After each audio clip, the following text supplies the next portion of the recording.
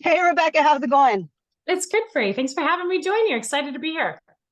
Good. We are getting ready for the holidays around here. It seems like some people are around, but some people are already ready for Turkey Day. I think everybody is. I think it's been a long year and you got to appreciate Thanksgiving. Yeah. So we are, I think one of the interesting things, being a business owner is how business kind of shuts down around the holidays and we start to look to some of our future roadmaps and really, getting creative and really doubling down on our product. But I wanted to pick your brain on not that long ago when you were starting your first company. I mean, we're nurses, we're nurses who practice at the bedside. It was so fun going to Tufts with you and meeting some of your former team members and stuff. But like you took the step off the curb some time ago to start your own company and hear a little bit more about why you did it and what it meant to you. Yeah, no, I mean, I don't think it's ever easy to bet on yourself. But when you do, you realize what you're made of. And for me, that was a long time ago. I first started my first company in 2013. It was called hirenurses.com. And really what had happened was at the time I was a community college professor at Bunker Hill Community College in Boston. And my students were graduating and they couldn't find jobs because they were associate degree nurses. And in Boston in 2013, there wasn't a shortage of nurses. So they weren't hiring these students.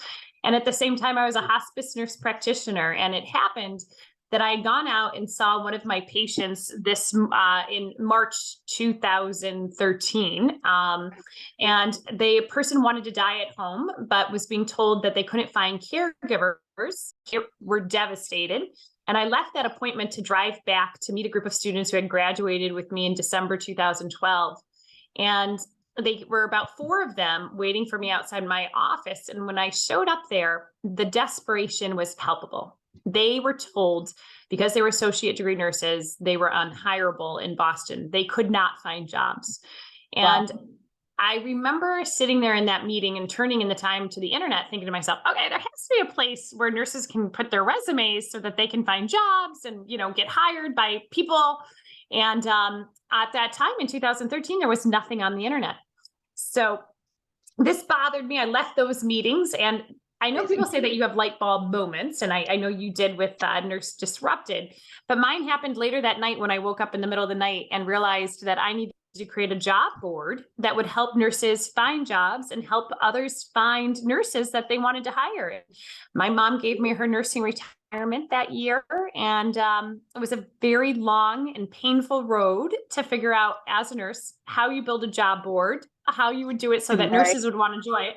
And then let's be very honest, right, Bree? The biggest problem that we as nurses have is figuring out a business model to get people to pay for it, right? So I started because I literally had hospice patients who wanted to die at home, and I had nursing students that had graduated with me that could not find jobs. And we built the first nursing job board in the country. Which blows my mind. I mean, here we are, with this nursing shortage and granted associates nurses. I mean, just, thinking of a time where there are nurses lining up and saying, pick me. I mean, it just, is extraordinary. I mean, entrepreneurship, anyone starting a business has a hard time finding that product market fit, right? Not just nurses, but I mean, if you're starting a business and you've got this idea, it's like, it's not just an idea, it's an idea that people will pay for that's like timely and needed. And it's so incredible. I mean, you did it out of need. But now too, I mean, I've heard you at Magnet, you had all these nurse entrepreneurs around you and you were encouraging them. I remember you saying there's going to be a day when you think you're on your last dollar and things won't make it and something will break through. And even from that day in 2020 when, I called and you answered and you were like coaching me through starting a company, now I see you as that person who is helping new entrepreneurs really make it in an impossible landscape. And, what behind that is it? I mean, you started your first company, you saw this need and you're like, okay, I'm going to fill that need. What drives you now? I think I remember feeling like nobody would talk to me. The phone would Yeah. always be hung up on me. Nobody ever believed in me. So it felt all the time. I felt like, God, if you felt like imposter syndrome, it felt like 10 times over every single day when I was trying to build this company. And I think the challenge is with nurses is we often innovate for our patients, we innovate for each other. And still there's such a gap in people being able to pay for those models around nursing, which is always hard, right? Yeah. But that said, why do I do what I do today is because I remember what it was like when I really wanted to solve something and I felt like nobody heard or saw me.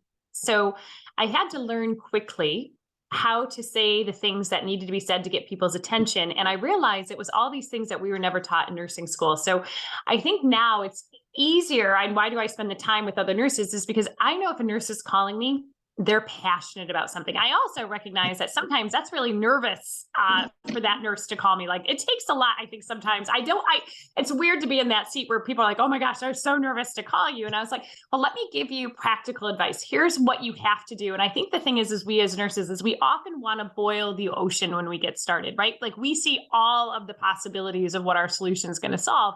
But the truth is that you got to really narrow it down and focus on a minimal viable product, otherwise known as an MVP. And these are things we know as nurses. And so today, why do I spend so much time with these nurses? Is because I'm like, to really make it, what I've learned the hard way is you got to risk a lot for big rewards. And it means getting highly uncomfortable and constantly facing with the unknown and consistent change. And I really believe that sometimes the universe is going to make you walk so close to that edge that you're about to go under so that they know that you can make it if you go big too. And I'll have to say, I've always sort of played it safe on the entrepreneurship. I usually always had a job lined up, made some time to make it happen. But I look at these young entrepreneurs, yourself included, right? You've made it happen. The new entrepreneurs. Young and new ones of us trying to do everything, right? There we go.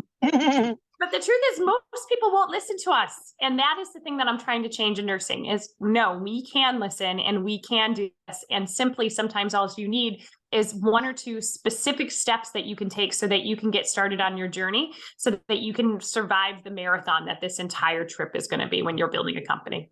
I mean, I think there's three things that I think, in your journey and how you're really pushing in the nurse-led business space. I mean, one of them is, I remember you and Paul Coyne at Magnet talking about how when you started, it was like, what, you want to make money as a nurse? And it was really this anti-angel thing, but nurses need to be creating products. And I know both of us say this, nurses need to be creating these solutions. And in order for a business to be viable, it's got to make money. It does. And this is the thing. We don't innovate though, because it's first about making money. It's because nurses are the truest innovators. If they're innovating, it's because it's saving patients' lives or it's making the workload better for nurses, right? They don't come at it first. But then it's to your point, it's like we're demonized, but we don't have any problems with the big companies making money off of nursing. Right. We have a serious issue sometimes though around nurses making money. And that is the conversation that I do think is starting to change. Like we started to recognize that there's two ways to drive influence in this country. And one of them is money, right? Money is one of the big ways to drive influence. And nurses have no influence. Let's be very honest. We don't. And so the more nurses who own and are successful at business, the more we're going to be able to change the healthcare landscape and also make nurses' voices more valuable in the overall conversation. Yeah, we were talking about that. I know you're chipping away at that on LinkedIn the other day, and I appreciated that. Just a final thing, I will say our lead investor, HealthX Ventures, their founding and managing partner, Mark Bakken, when we started talking, he said he wanted to find a nurse-led company, that he wanted to invest in a nurse-led company. And so, I think all of this lift that you've done, we're seeing a landscape change. We're seeing the value recognized in nursing innovation, and we're starting. I mean, Mark's really, cutting edge kind of investor, but we're starting to see that because, the need is so big. Yes. Rebecca, I can't thank you enough for everything that you do. I'm just, so thrilled to talk to you on the phone and thank you for sharing your story. Always so good talking to you, Bree. Keep up it and keep inspiring other nurses because it's going to be an entire sea change that comes for the world of nursing. And it's because of nurses like you out there every single day working hard to try to change that entire mantra and building really awesome, incredible companies that are going to be the ones that do it. So thanks for having me.